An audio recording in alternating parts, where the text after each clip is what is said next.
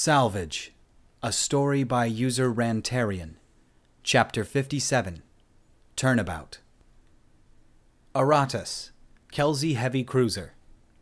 Adrian reflected that there were some days when you realized that you really should not have gotten out of bed. Those were bad days.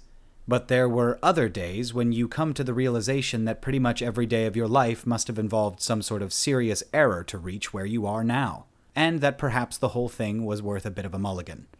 Today was quickly becoming one of the latter. 12 minutes ago, the Kelsey fleet had finally dropped out of FTL to engage the unknown, probably hierarchy vessel. 11 minutes and 50 seconds ago, the Kelsey fleet had activated the enemy minefield, apparently considering it nothing more than a debris field. 11 minutes and 40 seconds ago, they had realized their mistake and had utterly failed to do anything about it. 11 minutes and 30 seconds ago, the mines had started striking hulls, and then the explosions had begun.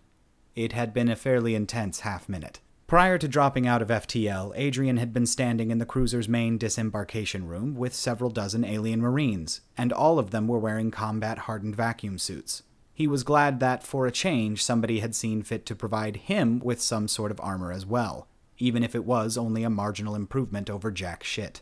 It was also slightly bulkier than the standard variety, but was surprisingly comfortable and came with a communicator that was as clear as a bell. And he'd figured he might ask if he could keep this one should he survive. They'd also given him a gun, and had made it an anti-tank gun without him even having to ask. He wore it slung over his shoulder like some sort of action hero, or at least as much like one as he could manage while wearing the bulky suit. And most usefully of all, Asket had quietly slipped him a wireless jack point, in case the little Cortai's particular expertise was required. The Alliance Marines had not tried to include him in their plans, which he guessed was something along the lines of go into the enemy ship and kill enemies, and maybe even capture enemy ship. Aliens tended to be straightforward thinkers to the point of complete absurdity. Instead, they'd stared at him, and it was pretty clear that word had gotten around that the Adrian Saunders was on board. He wasn't really sure what that meant to these people, and to be quite honest, the quasi-reverential attitude was even more disturbing than the two statues that the people of Erbzurk had had built for him. He'd have to go back there at some point and burn them down again. Seriously, what the fuck was wrong with those people? The staring and the awkwardness had been brought to a sudden end, however, by the sound of explosions racking the Orators. It wasn't just the noise of the explosions either, because the whole hull shook and rang like thunder when they detonated. It was a maelstrom of noise unlike any Adrian had ever experienced before, and he was not shocked to see the absolute incomprehension and fear evident on the faces of every Marine. Those were the kinds of expressions he'd have expected to see on the faces of raw recruits, not seasoned veterans of a serious Kelsey fighting vessel, and yet all it took was a few loud bangs to break them. Little wonder that they were so easily beaten by any human that came along. Regardless of which side or sides Earth picked, it was poor bastards like these who were going to get eaten alive. "Adrian!" Asket cried over their private link, and although he sounded half-panicked, he also sounded collected enough to be dealing with it. "There have been some developments." "You all right, mate?" Adrian asked him. "I'm alive," Asket reported. "So is Herbiter, but atmosphere has been lost outside of our room. We're getting into vacuum suits. It appears that the fleet has encountered a debris field." "Debris doesn't explode, Asket," Adrian replied with certainty. "We're in a fucking minefield." That was the first instance of a minefield he'd ever heard of, out here amongst the stars. As far as he'd known, it had just been him to use them. Or at the very least, it would be another human. Did that mean that the hierarchy included humans? Or did it mean... "Asket," he said urgently. "Asket, I need you to get word to Big Bird to watch out for objects coming from the..." A nearby explosion interrupted him, shattering the disembarkation room and spraying it with deadly wreckage and flames that were nearly instantly torn back out by the explosive decompression. The atmosphere was not the only thing that left the room.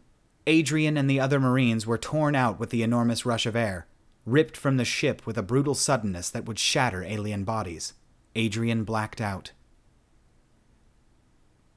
10 minutes and 40 seconds ago, Asket had listened to the sound of Adrian being blown up and sucked out into space, and had immediately relayed this information to the completely useless counselor who'd needed prodding to get his damned vacuum suit on. Asket wasn't going to die here. Not when there were life pods for the taking. But if he could avoid it, he'd prefer to avoid killing the counselor just by opening the door. "What do you mean, explosive decompression?" Herbiter demanded, quite reasonably horrified by the sudden turn of events. What are we supposed to do without him? I was considering saving myself, Counselor, Askett answered in his driest tone. I suppose you might want to come along? He wanted to get out of there and to safety before whatever Adrian had been trying to warn him about made an appearance. Maybe he could even pick Adrian up on the way out. He was patched into the Orators' sensors, and they showed a single Marine still alive, albeit drifting and unresponsive, out in the void. It didn't take much imagination to figure out who that survivor was most likely to be. Attention, command deck, Askett said, using his connection to the Fleetmaster's own translator to make his exposition. He wished he could have seen their faces, and in particular that of the Fleetmaster himself. The human warns you to be aware of objects coming from something, probably the enemy ship. He laughed softly as he listened to the confused responses on the command deck. 3 minutes ago, the command deck exploded along with half the ship, and its metal corpse began to twist itself apart. Askett shared a glance with Herbiter. We should probably hurry. 9 minutes ago, Herbiter had flung himself from the front half of the Orators towards the back, crossing the empty void with a tether to the hacker. The front of the Orators, where they had taken quarters, had suffered the majority of the damage from the attack. Askett had rightly pointed out that if they'd wanted any kind of chance at a working life pod, they'd have to make the leap. This is incredibly dangerous, Herbiter said as he landed on the other side. Without kinetics to provide gravity, he was clinging to the broken surface jutting out from what had been the wall. Askett launched himself across without hesitation. What is life without risk? I don't want to hear my own words thrown back at me, Herbiter snapped. Especially not from an eavesdropper. Truth be told, he was quite impressed by the hacker's ability and imagination. He couldn't have imagined anyone else capable of that level of ingenuity, even if he doubted he'd ever stop worrying about being listened in on for the rest of his life. Askett landed on the other side after a few moments, catching hold of Herbiter's hand to avoid floating straight past. You have to admit that they've been persistent, he said, sparing a glance at the wreckage of the sundered ship. All this for a single human. They're not after the human, Herbiter replied. Or at least not only him. I'd say they're after you as well, Askett. But I've thought this over for some time, and I believe that most of all, they're after me. You? What could you have possibly done to provoke this sort of reaction? Askett asked, with an almost insulting degree of skepticism. At least Adrian caused a galaxy-spanning crisis. Herbiter paused to explain, moving deeper into the corridor where he didn't need to look at such a significant amount of the destroyed ship. It was my job to try and bring an end to the war. In the Dominion's favor, of course. You were a war counselor, Askett replied, as though that were answer enough. Perhaps he was less the cynic than he first appeared. And yet I sometimes felt that I was amongst the few actually pushing for victory, Herbiter continued. My suspicions were realized when certain parties attempted to influence my decisions. I didn't approve of this, and investigated it enough to discover corporate interests heavily involved. Thus the plan to bring the corporations under control, Askett said, finally beginning to understand. You didn't know that somebody else was behind them. I couldn't have imagined that, Herbiter replied. At least I couldn't have imagined it at this magnitude. Yours was not the only team I employed to bring an end to them, and the war. You did mention that there had been others, Askett recalled. There are others, Herbiter admitted. The pirates, for one. They were ultimately working for me. Other groups as well, all of them threatening the corporations or their members. It seems they found out who was behind it. They called in a favor from the hierarchy, concluded Askett, probably so that they wouldn't appear to be making war in the streets like we'd intended to advertise them doing. That's my guess, Herbiter replied, and their failure to fully deal with the issue seems to be making them desperate. Can you imagine them attacking out in the open like this before? No, Askett mused. I can't.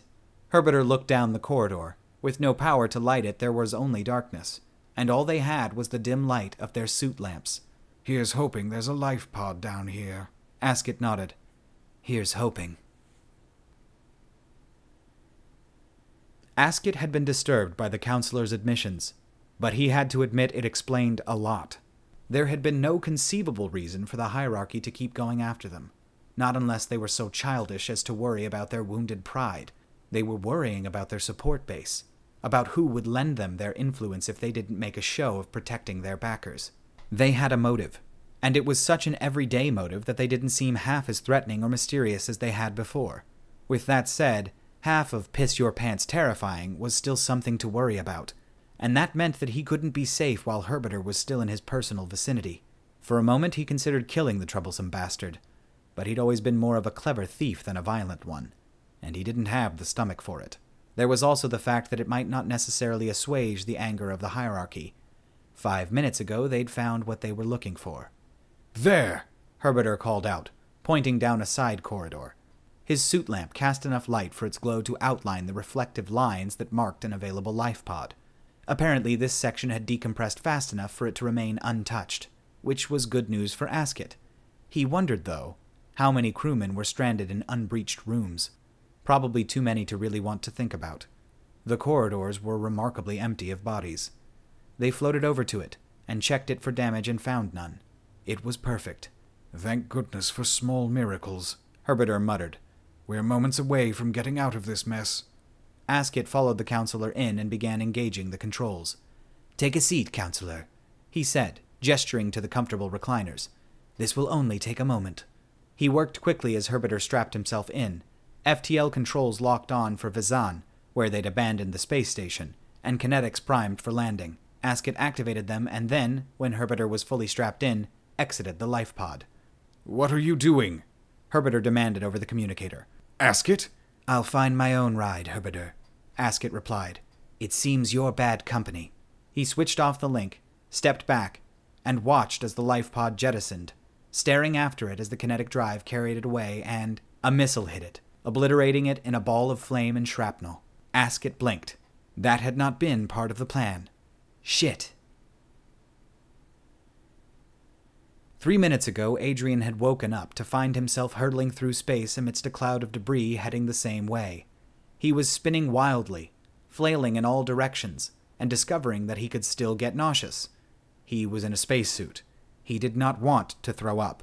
In the distance, he saw the shape of the Orators, or at least he did when he pointed that way, and saw that it was broken in half and shimmering amidst a field of wreckage. It was kind of spectacular, in a brown trousers moment kind of way. Further afield, he saw similar outcomes for the other Kelsey vessels, and the lithe form of a ship that still had its running lights. The hierarchy vessel was still fine. "That's just fucking great." "Adrian," responded a surprised-sounding Asket. "You're awake. You're alive and awake." "Looks like it," Adrian grumbled. "I was dreaming of having a heated argument with Jen, but as this looks like the shittier of the two scenarios, I guess it's the real one." "The fleet is a total wreck," Asket informed him unnecessarily. "I'm looking for a working life pod. Not that it'll help." Adrian sighed and closed his eyes again, finding that helped somewhat with the nausea. He didn't want to ask, but he supposed he had to. "How has today disappointed us this time, mate?" "I believe that some type of weapon is targeting life pods," the Cortai replied, "destroying anyone trying to escape in one." "Those are probably missiles," Adrian explained wearily.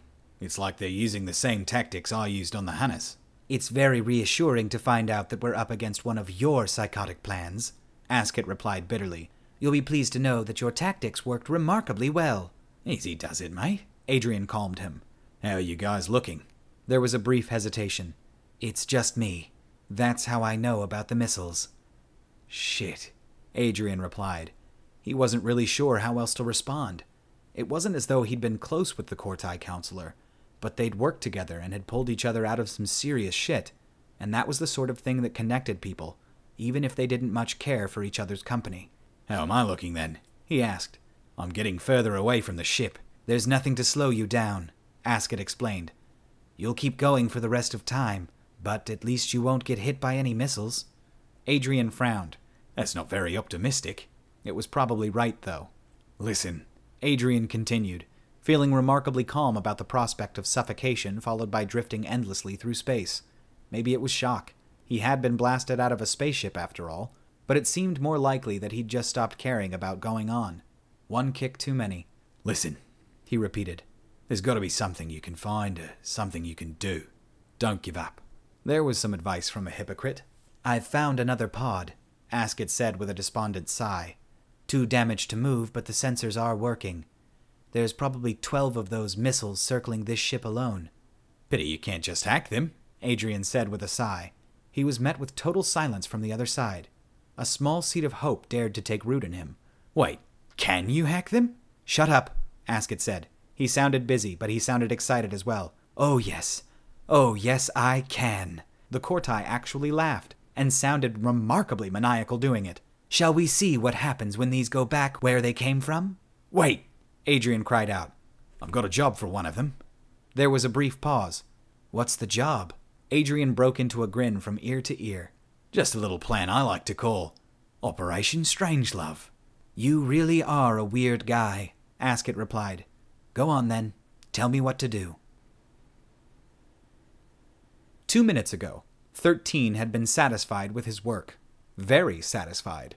The Kelsey fleet hadn't simply been destroyed. Oh no, it had been obliterated, and the few survivors were being picked off by the remaining missiles anytime a life pod was launched. 13 permitted himself a smile. He liked to save them for the times when he really appreciated them, when he could particularly relish them.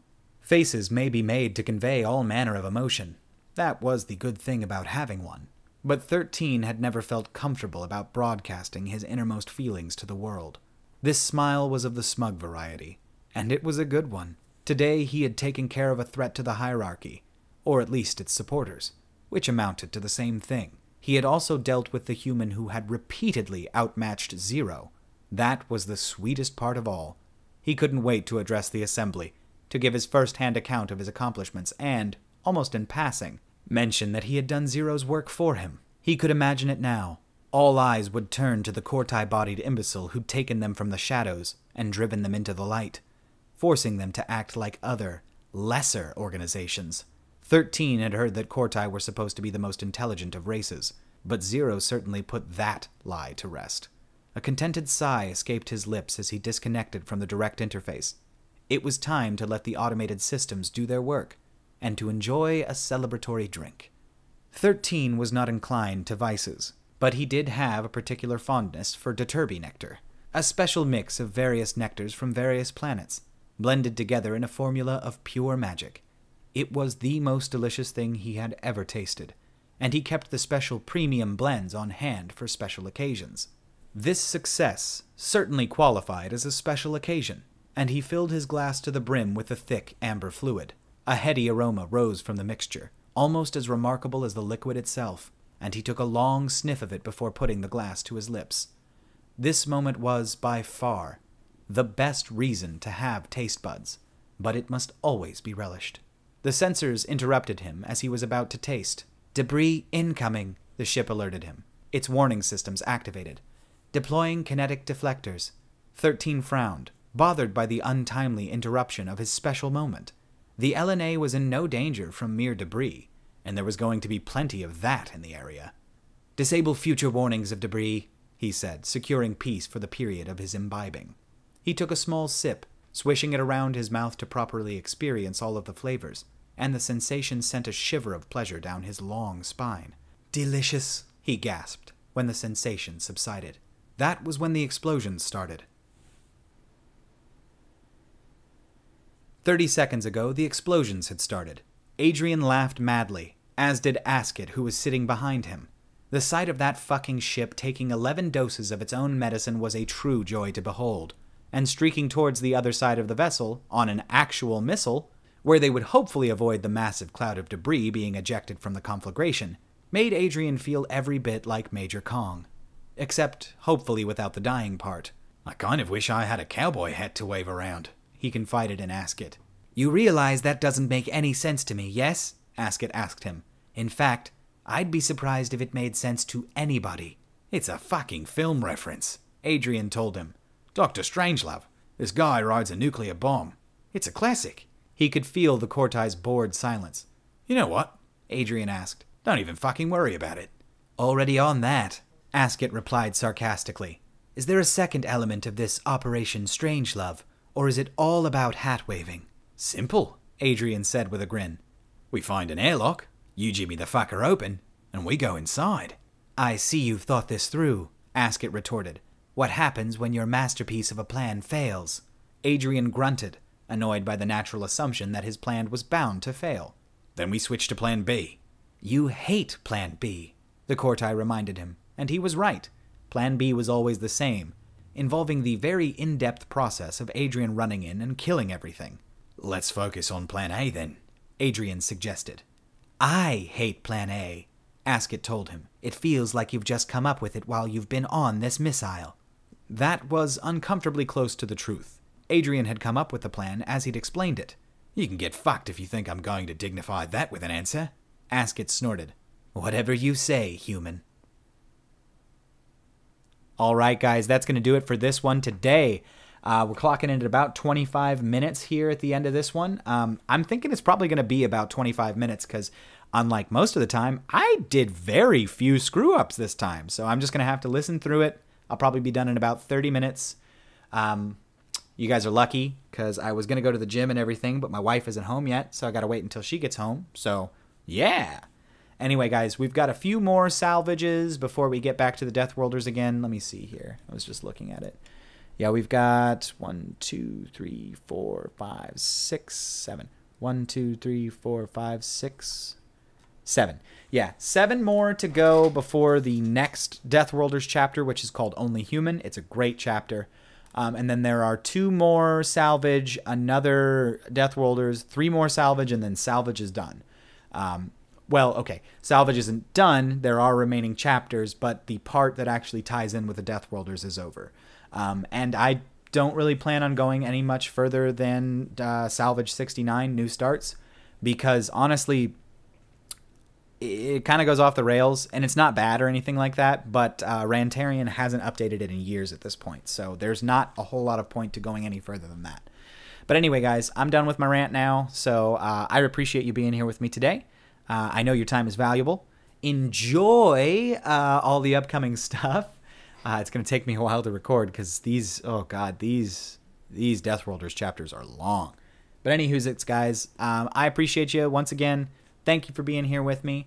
If you enjoyed it, go ahead and leave a like. If you're new here, go ahead and subscribe. If you feel like tossing some money at me, you can go down to the link in my description for the Patreon. We're currently sitting at $50. We're halfway to our goal. Woo! If we can get to 100, that'd be cool. That's probably going to take a long time, though. So thank you guys again. I really do appreciate you. I'll see you in the next one, all right? Bye!